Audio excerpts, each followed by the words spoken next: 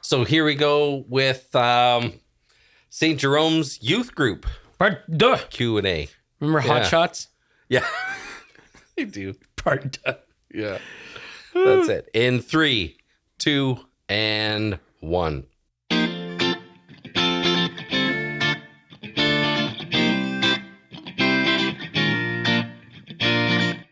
I'm Deacon Eric. And I'm Dr. Brett Sockel. And you're listening to Thinking Faith. This is a podcast brought to you by the Archdiocese of Regina, where we attempt to navigate this winding road of faith in Jesus Christ so that we might know Him more intimately, love Him more profoundly, and together serve Him more deeply in our daily lives. Welcome, everyone, to another week of Thinking Faith. Welcome, especially to the staff and students of St. Jerome's youth group in Hyattsville, Maryland. Hyattsville, Maryland. You guys are the stars of the show. That's it. Yeah.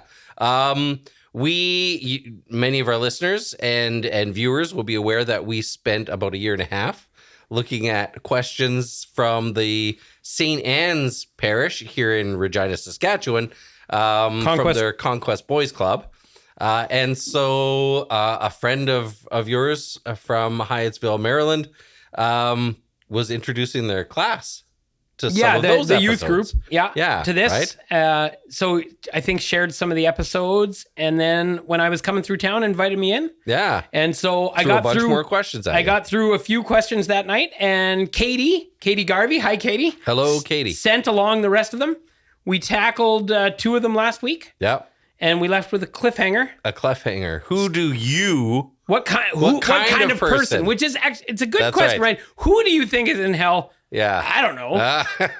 What kind of person do you think is in hell? That's a much better, that's a carefully formulated question. It is, yeah. Right? So what kind of person? Well, an unrepentant sinner. Yeah. It's unrepentant. An unrepentant sinner is the kind of person who is in hell. That you will not find any other kind of person in hell. So, but okay, so it's very tempting to think that it has to be just like the worst sinners you can imagine, right? Hitler, Nero, Pol Pot, right? People guilty of the worst atrocities. Yeah. And that's how we try to categorize it in our minds. Right. Yeah. The worst. And now I think there's something true in that, but there's also something to watch out for. So the worst sinners, right? The people who did the most gravest sins might have repented. Yeah. And on the other hand, someone else may have made a series of seemingly small choices that added up to a rejection of God in their life that they never repented of. Yeah. And so there could be a pretty unremarkable sinner in hell if they are unrepentant. Mm-hmm. And so if you think about, if you read The Great Divorce, by C.S. Lewis. It's a very good example of like a thought experiment, right? And what he does, so it's a bus trip from hell to, he doesn't call it purgatory, but it's got to be what it is. A place where they're going to work out. Yeah. They get the option to go to heaven, but they have to confront what they're holding on to. And only one character out of, I don't know how many there are, 9 or 10 over the course of the book. Yeah. Only one character accepts the offer. Mm-hmm. And the brilliance of the book is that it shows how little sins, if we justify them to ourselves and we say they're not sins and I don't need God's forgiveness, can actually amount to a rejection of God. Now, they have to be mortal, to use the Catholic terminology. Yeah. They have to be serious enough and include freedom and knowledge to constitute a kind of legit rejection of God. It can't be sort of accidental or in partial freedom or anything like that. But granted those things, that it's a serious enough matter done with freedom and knowledge, even you don't need to commit genocide to be in danger. Yeah. I think that's a good distinction to make, because oftentimes when we are categorizing what we conceive of as the worst sinners in the world, which really we're categorizing the worst sins. Right. Which is not necessarily the same thing. Exactly. Right. Yeah, right. We are in essence kind of externalizing the problem. Right. So that... Because all my little foibles. Exactly, right? I'm not... It becomes a version of like, I'm not as bad as that person. Yeah, I've got some struggles. but I'm not that bad. Pope Benedict, I don't have it to hand, but he had a beautiful quote about how it's really dangerous to play the game of imagining other people in hell when it's done to self-justify. Yeah. Right? I'm not one of those kind of people. Right? Yeah. And what the Great Divorce shows us is like there's this one scene where it's a woman who it's her relationship with her son. I can't remember the details. Yeah. But she can't let go of certain little things. And the self-justification is so deeply rooted that she just won't let it out. Yeah. And that's the kind of person who is in hell. Yeah. The person who has preferred self-justification to God's justification. To say, I don't need your forgiveness. Oh gosh, that is the character of Mrs. Greenleaf in Flannery O'Connor. Right. Yeah, Flannery O'Connor would be another place where the spiritual dynamics of this are explored. Yeah. Right? She has less mercy than C.S. Lewis on his characters. Right. Yes. Yeah. Right. Because she wants to hold up a mirror that exaggerates certain things, right? It's like a circus mirror. Yeah. But what it exaggerates is something you need to look at more closely. That's right. Yeah. Yeah, exactly. Yeah. But it's because that's a character who throughout the whole story is justifying herself as, at least I'm not like these people. I'm not like those people. Right. And in her final vision before she dies, she sees all of those who she was glad she was not like. Right. Going to heaven before her. Right. Right. Yeah. Yeah. So that's the kind of person who is in hell. If there are any such people, that's right. Then that's how they got there, right? Yeah. And the thing is, on the one hand, like you want to be very generous in your interpretation of others. Yes. Right? It's not spiritually healthy to imagine a bunch of other people in hell, especially with the aim of self-justification, intentional or not. On the other hand, you want to be appropriately aware of your own danger. Yes. Right? Now, you don't want to get into scrupulosity. You don't want to be, you don't want to be over scrupulous, but you do want to recognize you don't need to commit genocide to be in spiritual danger. Yes. If whatever little sin you do, if you reject God's mercy for whatever reason, and it's easy, this is the brilliance of O'Connor or Lewis, is they show you how easy it is to fall into the pattern of self-justification and to reject God's mercy.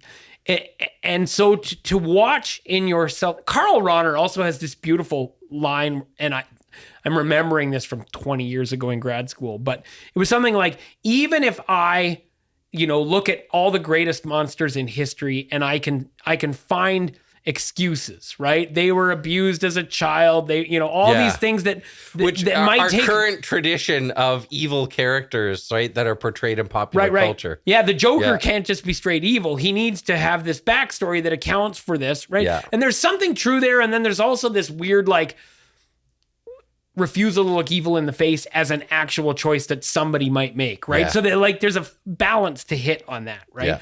But Rahner says, something like, even if I could excuse all the greatest moral monsters in history, I have to admit that there was one person who knew better. Yeah. Even if he didn't want to know, he knew better, and I have to be I have to have the courage to be that one person. To be that one person right? who knew better. And it's such a beautiful, Rahner, some of what Rahner did has not aged as well as other things, but when he was right, he was right. Yeah. And I love that line where he says, I have to have the courage to be that one, right? To recognize, let's be generous in our interpretation of others, but let's be honest with ourselves that we are actually in danger of rejecting God's mercy through self-justification. And we do it in all kinds of tiny ways when we pass off blame on coworkers or spouses or politicians or journalists or whoever we're blaming for whatever. Let's pay attention. Are we avoiding some responsibility ourselves? And notice when group dynamics are almost literally the devil on this point. When you get together with a group that's really enjoying blaming some scapegoat. Yeah. That scapegoat might be the president or the prime minister. It might be this journalist. It might be your bishop. It might be, right? Yeah.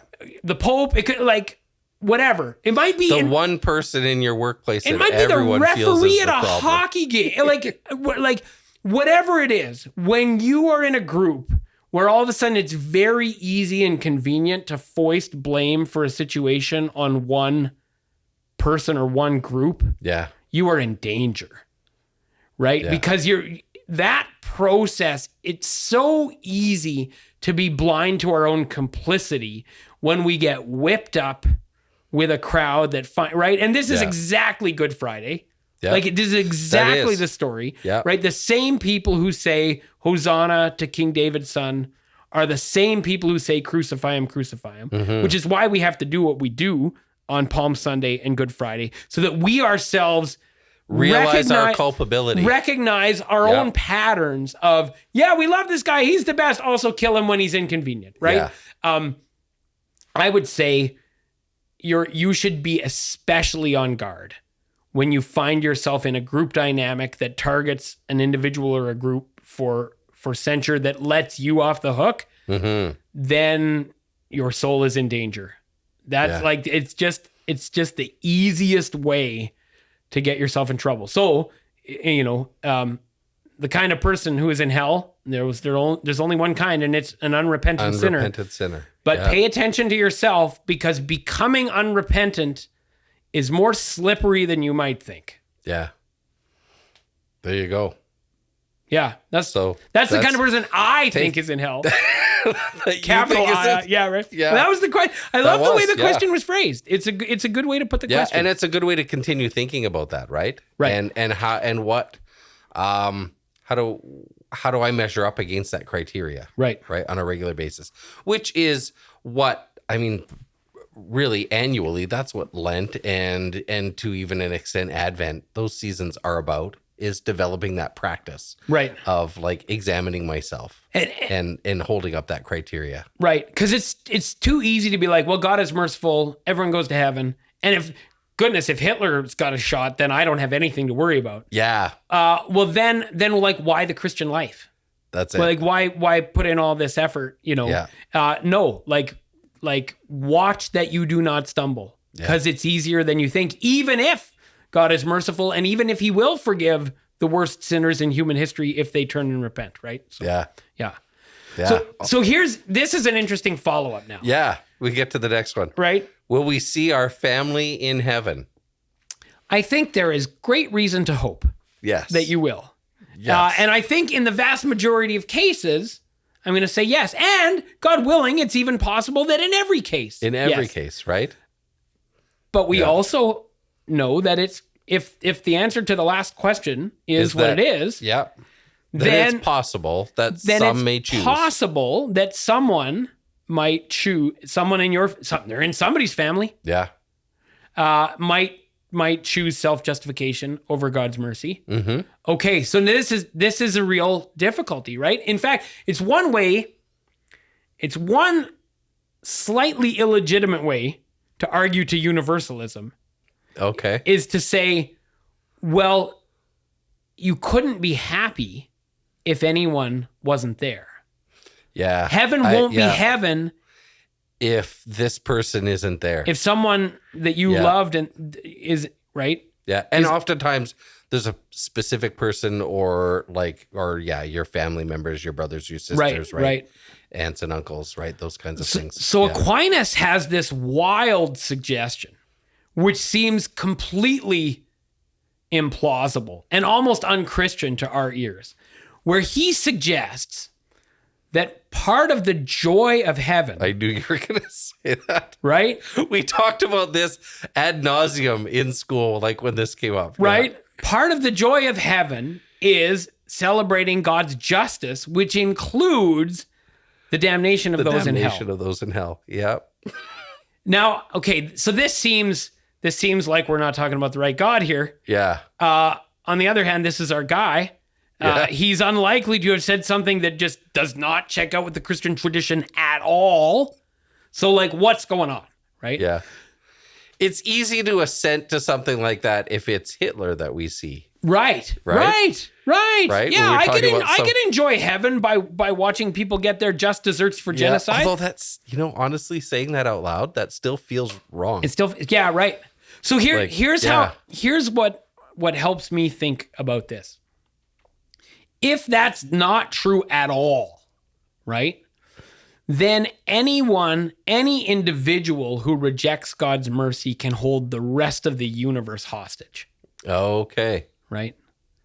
So you're right? Family breakdowns. Yep. How many times do you feel like the one person who's withholding, and maybe we're all withholding in our own ways, but let's say there's a circumstance where one person is clearly withholding, right? Yeah. And they've got their own self-justification and everyone else is going to be miserable. And on a very basic level, I don't know how this happened in your house, but between siblings. Right. When nobody's fessing up who did the thing. Right. And you're all going to sit in your room until or someone comes forward. Or there's a clear compromise that would solve the problem, but one of them won't assent to the compromise, not because it would be bad for them, but because it would be good for them. You. Exactly. Right? Yeah. So whenever you're in that dynamic, right, where you can hold other people hostage, like we've been in that situation. We know what that's like, right? Yeah. If what Aquinas says is completely wrong, now maybe we wouldn't put it the same way he puts it. Yeah. Right? But if what he says is completely wrong, then the alternative, it seems to me, is then one person could hold heaven hostage. And I think that's a way that a contemporary person can read that and say, wow, yeah, that can't be how it works. You can't have the one person who chose against God saying, now nobody gets heaven. No. If I don't get heaven, none gets heaven. None of you get to enjoy this at all because I'm sitting here miserable. Right. So the key there is the I can't remember how you worded it. But the part of the joy in God's justice. Right. The joy that we have a just God. Right.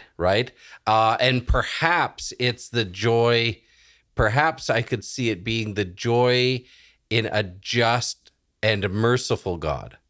A God whose mercy made space for me. Right. But whose justice remains true. Right. Yeah, mercy doesn't overrule justice. No. Mercy completes justice. That's it. Yes. And so that's a really important thing, because if we think of what Thomas said in a framework that has mercy and justice at odds with each other, and then in the end we're forced to pick one. That's it. We think, well, when it comes down to it, you pick mercy. Yeah. And Thomas seemed to think when it comes down to it, you pick justice.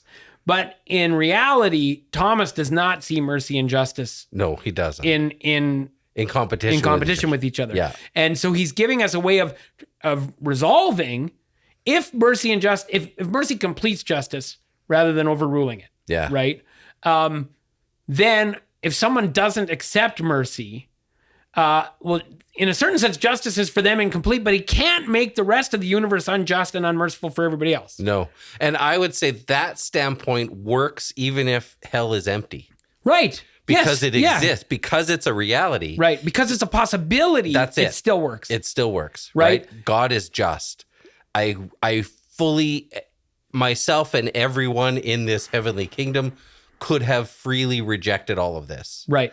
And we had the possibility to do that. We said yes.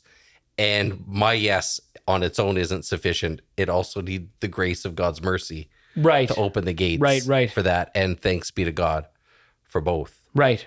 Yeah. That works in my head. Okay. I can live with that. Okay. Well, all right. No, I mean, because it's a shocking thing that he says. Yeah. But when you go to the question that precipitated this, right? Will our family be in heaven? I think, we have every reasonable expectation that for, now here, I'm going to speak out of personal conviction and be clear. The church doesn't say, and we talked about this in diaconate formation, right? Because there were factions within the diaconate cohort, people who wanted a relatively full hell, and they have their theological reasons for wanting it. And people who want a relatively empty hell, and they have their theological reasons for wanting it. And it's important to recognize that the church doesn't actually pick one or the other. Different voices within the tradition seem to presume one side or the other. But in terms of official church teaching, the church does not presume a relatively full or a relatively empty hell. Yeah. Or even an empty hell. And it certainly doesn't presume an absolutely full one because we have the saints, right? That's right. And then, I mean, the whole enterprise collapses at that point. But anyways, but my conviction personally, so I'm not imposing church teaching on people here, but a lot of it, like Pope Benedict, right? Seemed to presume, read Spe Salvi and his reflections on purgatory, seems to presume a relatively full heaven, right? So I think there is good reason to hope that everyone you love will be there. If someone is not there, it will not destroy your experience of heaven.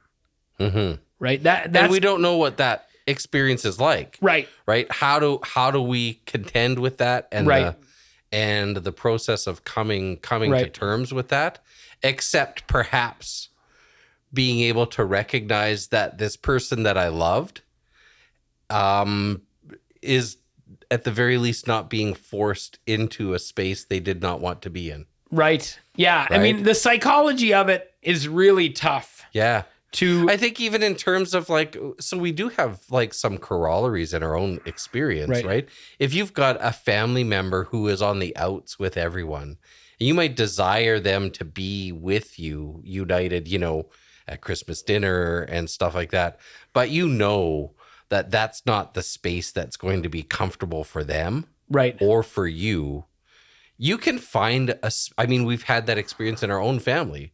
You can find a space where you can be at peace with that. Right. Right. And recognize that, this is the way that they want life to be. And I wish it was different.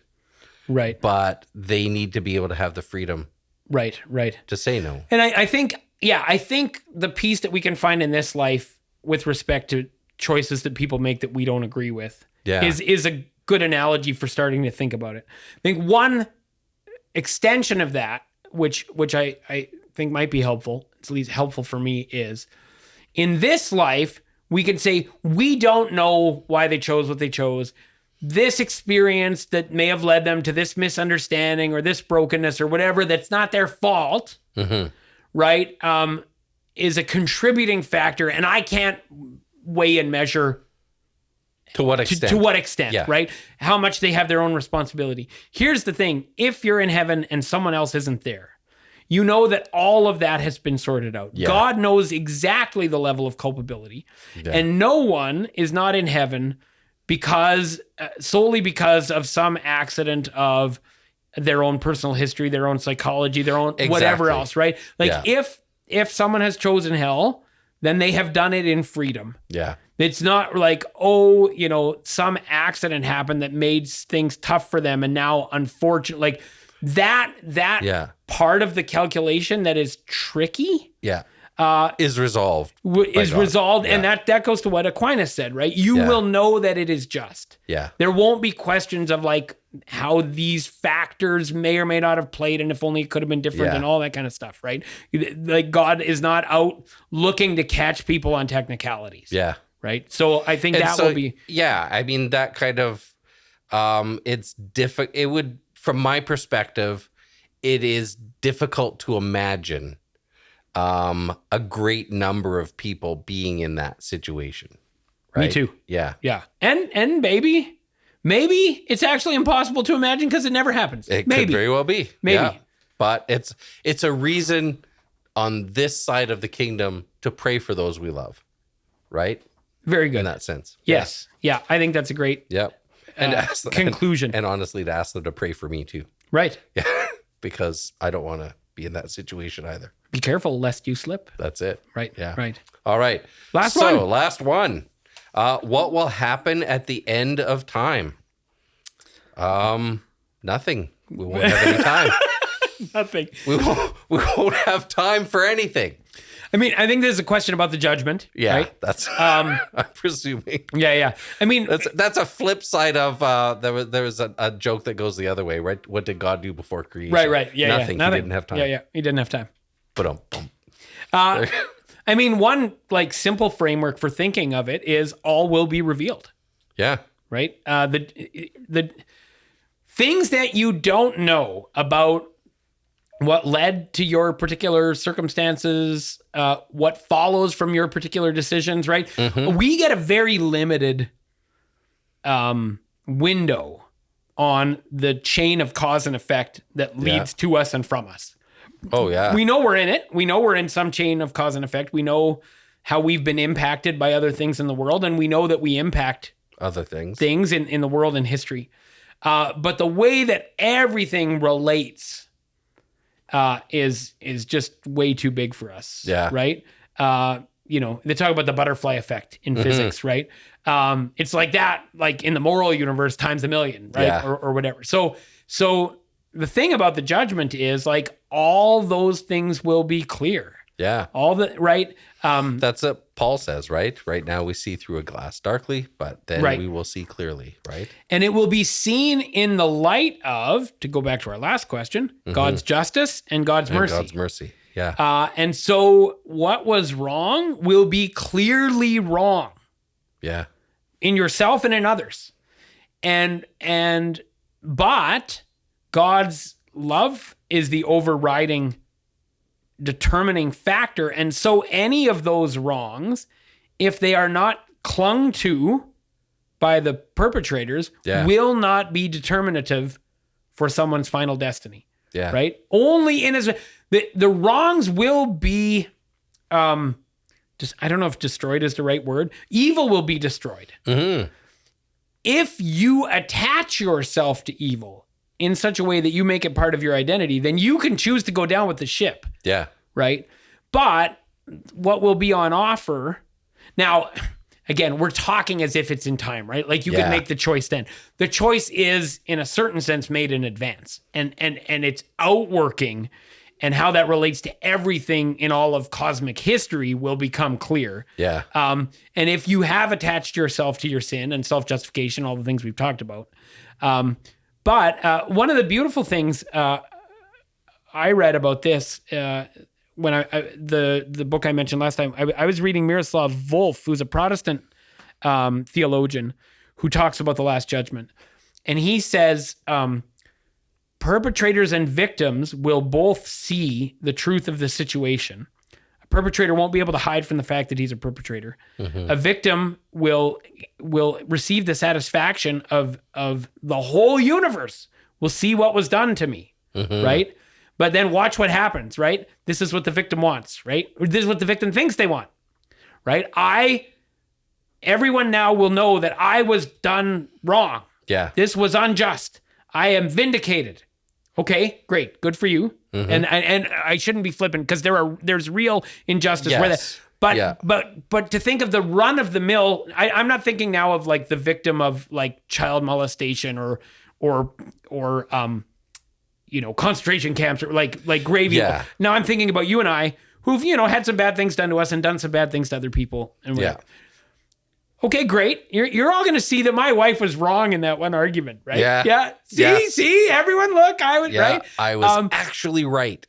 The victim also if the victim wants to hold on to the victory, right? If your identity is gotcha, right? Then you have missed something really essential. Then becomes a problem for you, right? So the old line about refusing forgiveness is like drinking poison and hoping the other person dies. Yeah, right. A victim will get their justice, but they also need to participate in God's mercy. Yeah, they can't insist that anyone here is outside of God's forgiveness. You can't say as the victim, okay, now I've got my pound of flesh and I need you, God, to send this guy where he belongs, right? If the victim gets so instantiated in their own identity that they need the perpetrator to not get God's mercy, then, well, the measure by which you measure is the measure by which you will be measured, right? Yeah. And here's the final twist. Every one of us, with, exceptions for like young children who had something happen before they could be, but in the normal course of things, every one of us is a perpetrator and a victim. Yeah. That's kind of where my mind was going with that, right? Is that would be the additional recognition. Right. Right. Is that I also was, I needed God's justice to work in this situation. Right. But I am also in need of God's mercy. Of that mercy. Right. Right. I was thinking too, in terms of like carrying on from Paul's words, right? Then we will see clearly. And he goes on to say, because we will be like God. Right. And this is the heart of God. Right. What do we experience at the end of time? We experience God in God's fullness. Right. Because we are like God. We're in that. And I think from our perspective, we talk about it in language of full communion, right? We are fully in communion with the Trinitarian Godhead in that sense, and participating in that to extent that we appreciate reality from a different perspective. Right. Now, Right. In that sense. And that perspective, justice and mercy. Yeah. If they look in tension with one another, sin does introduce some tension between justice and mercy. Yeah. But when we're outside of our own perspective and everything is revealed from God's perspective, and we see the whole chain of cause and events, moral cause and effect within history, and our own role in that, and our own sinfulness and our own victimization, then justice and mercy are going to make sense of both of those things if we can accept both justice and mercy. Yeah. And it won't necessarily be comfortable. Well, that's that purgatory process that we talked about last episode, right? Yeah. There will be, for most of us, an experience of uncomfortableness as we adapt to this new way of being. Right. In God and with God and with each other. Right. In that standpoint. If you think about the person who hurt you the most, God willing, you and them are both in heaven. Yeah. So something's going to have to happen between you. Yeah. Well, that involves justice and mercy. We're talking about part of like when we were talking about Thomas Aquinas and that experience of the joy of heaven. Think of the joy you experience when a relationship that has been broken for so long is healed and resolved. Right. That can break your heart to tears. Right. Of joy, of thanksgiving, of just relief, right? All of that stuff. That could be a powerful experience. Yeah. The line, every tear will be wiped away, implies someone's going to be crying. There's tears. Someone's right. Yeah. Right. It's gonna be a pretty overwhelming kind of experience. Yeah, right. Exactly. And so, so there's one other aspect of it that I always find deeply attractive, like to the end times, is this opportunity to spend eternity delving into the mystery that is God from a new perspective, a perspective where you can fully comprehend the mysteries that are revealed in a way that we don't on this side of the kingdom, right? So when we talk about mystery, we're talking about something about which there's always more to be known. Inexhaustible. Right. So it's like, I mean, and God help me if I'm wrong, I'm expecting to be like just in constant awe of new discoveries. Right.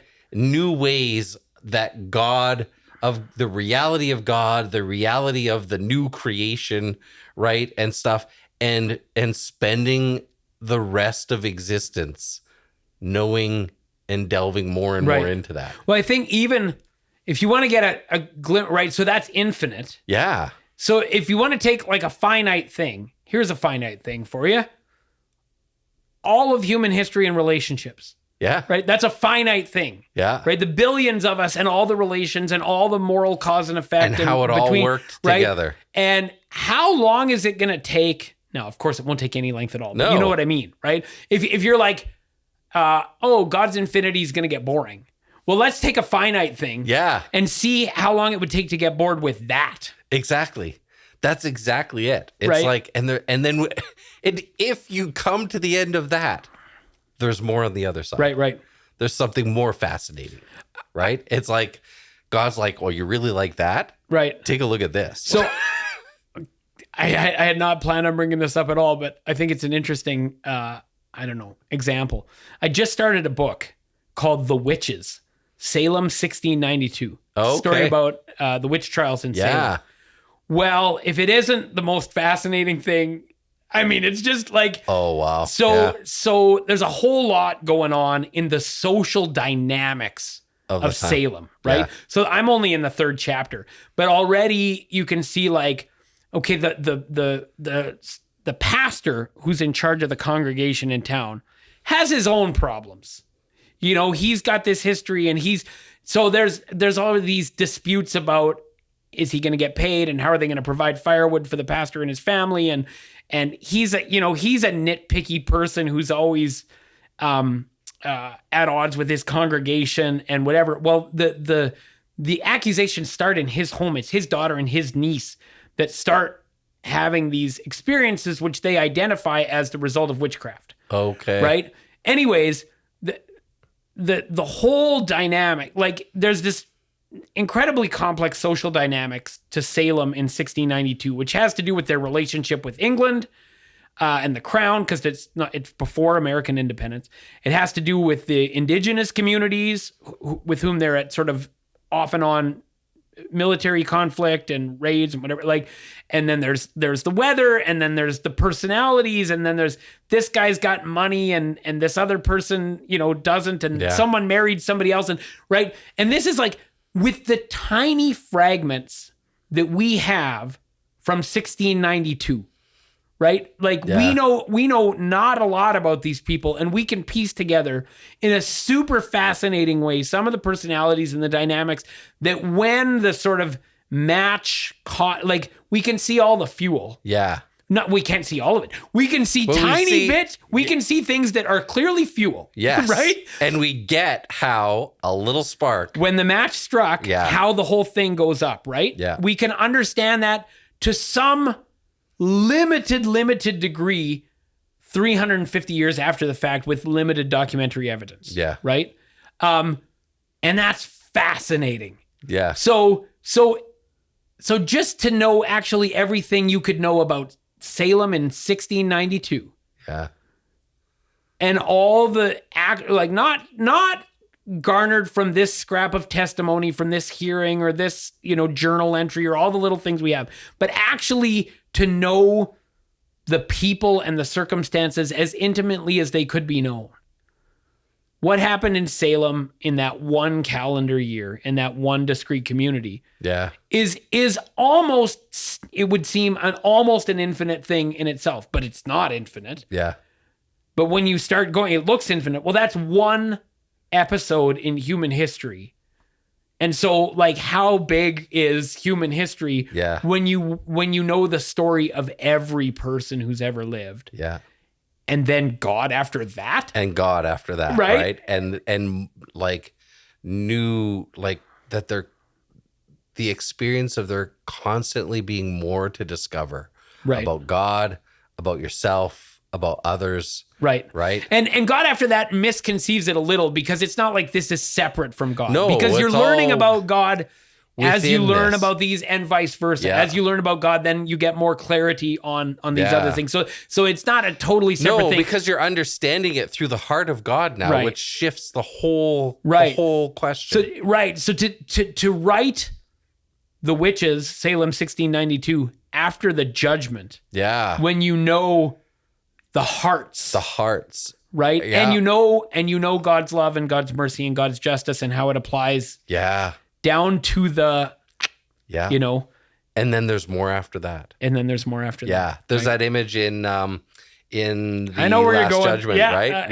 In the Last Battle. The Last Battle. Yeah. Which is the Last Judgment, right? Right. And stuff where they're just constantly like upward and inward they keep going faster and faster. Yeah. Right? Which is a wild that's the Voyage of the Dawn Treader. Or they go faster and faster? Yeah, Oh, okay. in the boat, right? Oh, As okay. they're coming to the edge of But when the they're going kingdom. further up and further in, they're not increasing in speed as Maybe well? they are. I mean, I haven't read it in a while, but when you said faster and faster, Okay, that there's also right away. That's because it's such an interesting image because it introduces a kind of dynamism. Because we can think of infinity as, endless territory that you could keep going and never get the edge of it, or knowledge that you could keep finding and never. But then to think like, okay, I'm going somewhere, and I can't get to the end, even though my speed always increases, or I'm learning more, and I'll never get to the end, even though I'm learning. It's like a snowball going down a hill. It's compounding, and each knowledge adds to more, so that there's this sort of exponential element to it. Yeah. And you still can't get to the end, even though you're increasing exponentially. Yeah. It's a neat way of adding dynamism to the image, right? Yeah, exactly. So something to look forward to. Yeah. I find that one a little dizzying. I'm actually kind of cool with the let's just sing for 10,000 years. the going faster and faster and faster. Yeah. Kind of more and more and more. Gives me what's the word I want? Vertigo. Okay. It's that's a bit much, Well, there's a period of acclimatization. Yeah, right. There's the wisdom of God as well. I can't take that G-force here. This is too much. Yeah. Anyway, but all the images have their own, right? The images are just images, and they tell us something true. Yeah. And the faster and faster does a nice job of introducing the dynamism to this static picture. That's right. But the downside of the dynamism is that it makes Brett dizzy. I get vertigo. There we go. A great batch of questions. Yeah. From a great group of people. And we got a few more questions. Yeah. The next batch is about prayer and recommendations for a holy life. For a holy life, yeah. A few questions about creation, Adam and Eve, God. And then we got kind of a grab bag at the end where I got to do some research about the history of the church's teaching about fish on Fridays. Fish on Fridays. We won't offer any spoilers. A lot of good stuff. It's coming. Yeah.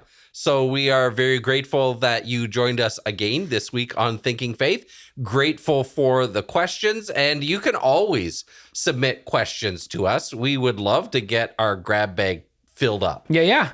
Or invite us to your youth group. Yeah, invite us to your youth group, and we can field questions there and then take more home. Right. Because God's generosity is such that there's always more. They're faster and faster. Faster and faster. I will mention, I'm on the road a lot these days. Yeah. Right. So I managed to do this in Hyattsville, Maryland, which is a long way from Regina, because I was already there. Yeah. So most youth groups don't have a budget to fly someone in. Mm-hmm. But if you're interested, send me a note because I might be around. I've been in a lot of different places, and so it might work out that I could do a Q&A with your youth group somewhere on the road. We could also, I bet we could even arrange to have a youth group streamed live with us with questions. If you would like to do a live streamed youth group. I think that would be really intriguing. Yeah. Yeah. We could try something like that. Yeah. So you got to work a Saturday night then. Yeah.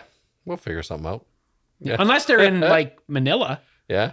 Then we could arrange it so that it's work day for us and evening for them or something like that. Anyway. Yeah. Shoot us an email with your questions, with your requests. You can email the show at my email address, egurash@archregina.sk.ca. And how can they find out your schedule and itinerary, Brett? Yeah. Send me an email, BRETZ or Z, depending where you are, KY@hotmail.com. I have an old school Hotmail. Old school Hotmail. It's old school. You're just dyed-in-wool Hotmail guy. I'm scared of change. Of changing. When I get to purgatory, they're going to make me update my email. And that's going to be the first 20 years. 20 years. Yeah. It's going to be miserable. There you go. But you will choose to do it. I will have already chosen, and I will desire to do it. In a way, for the good of yourself. You know, how would Thomas say? After a fashion. After a fashion. There we go. As always, we continue to pray that God may bless you and those you love with a faith that is always seeking understanding. St. Ignatius and St. Thomas, pray for us. Amen. Amen.